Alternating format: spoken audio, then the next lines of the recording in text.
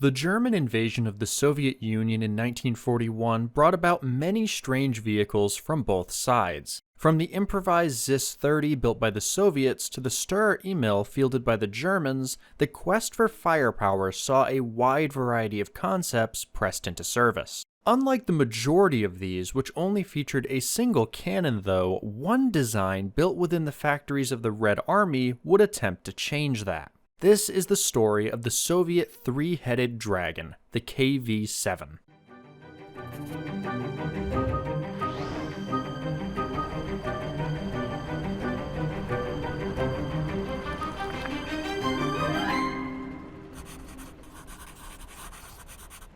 The Klement Voroshilov, or KV series of vehicles would serve as the armored shield of the Red Army following its success in the Winter War against Finland. Not only would turreted variants such as the KV-1 and KV-2 see service, but the chassis would be used for a variety of self-propelled guns, including the KV-7. Many of these vehicles are among the over 2,500 tanks, planes, and ships within the 10 nations featured in today's sponsor, War Thunder.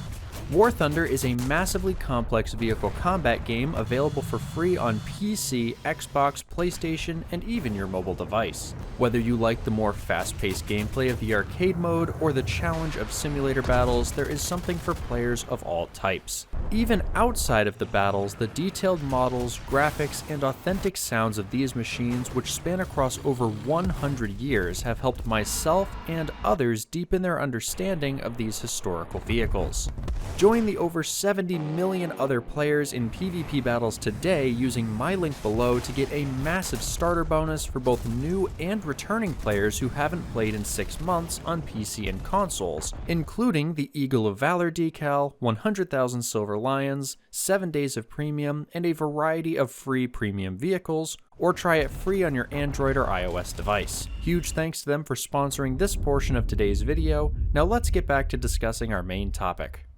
When you think of Soviet self-propelled guns during the Second World War, you likely picture vehicles such as the Su-152 or ISU series. Though these are by far the most well-known of their SPGs, they would not be the first designs built on a heavy tank chassis. That honor would instead fall to a far more unusual vehicle known as the KV-7. Unlike a more traditional design of that period, such as the successful German Stug 3, this new tank would be fitted with not 1, but 3 guns.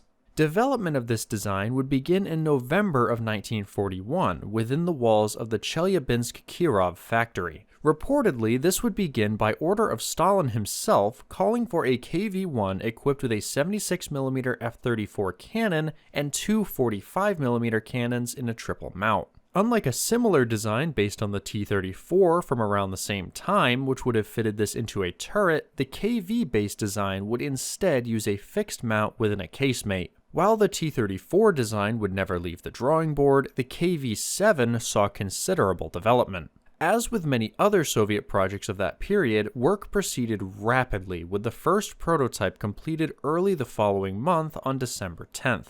The layout of the KV hull remained largely the same for the KV-7, with a driver and hull machine gunner in the front, followed by a fighting compartment and a rear-mounted engine and transmission. The fighting compartment replaced the turret with a box-like structure with room for 4 men, a gunner, commander, and 2 loaders.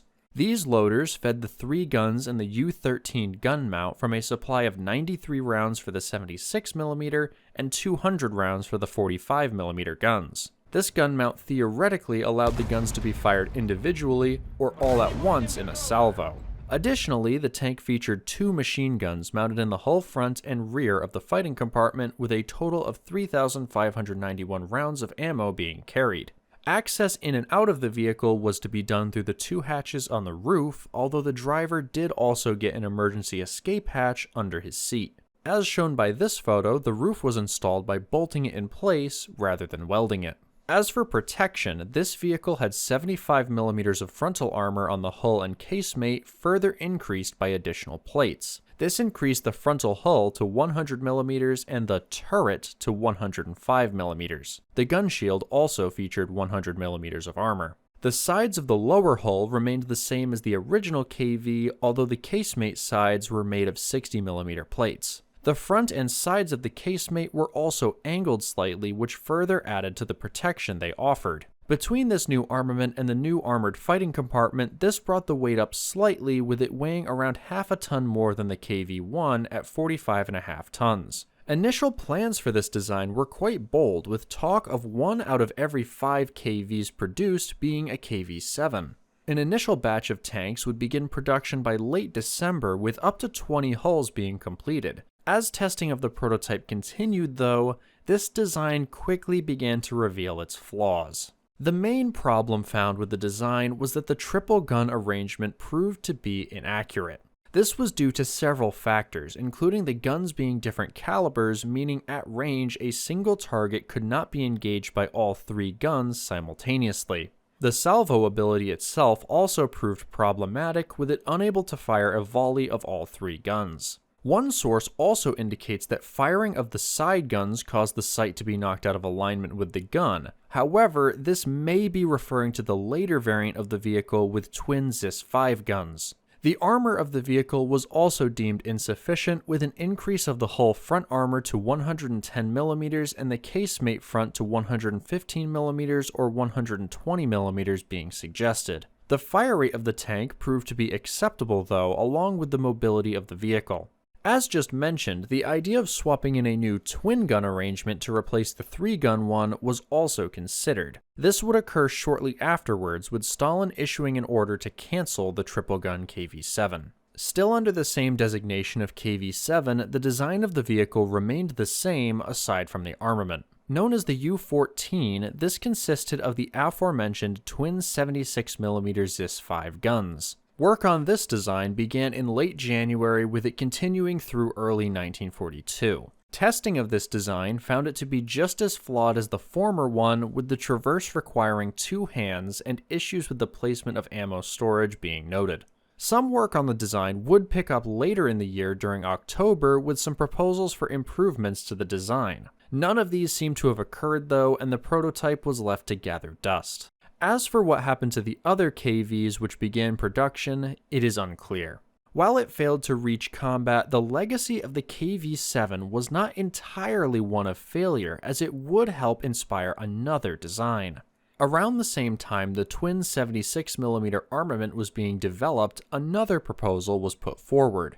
Rather than multiple guns, as the other mounts called for, this would consist of a single 152mm M10 howitzer. The development of a self-propelled gun armed with a 152mm or other large guns had already been considered with earlier projects and even saw production with the KV-2. This style of bunker buster was something the Soviets saw great value in, and the KV-7 was seen as a potential option for such a design. Work on this would continue alongside the Zis-5 armed variant, with several different proposals being put forward. One, known as the ZIK-20, featured a completely new casemate style. The story of that vehicle deserves a video of its own, though.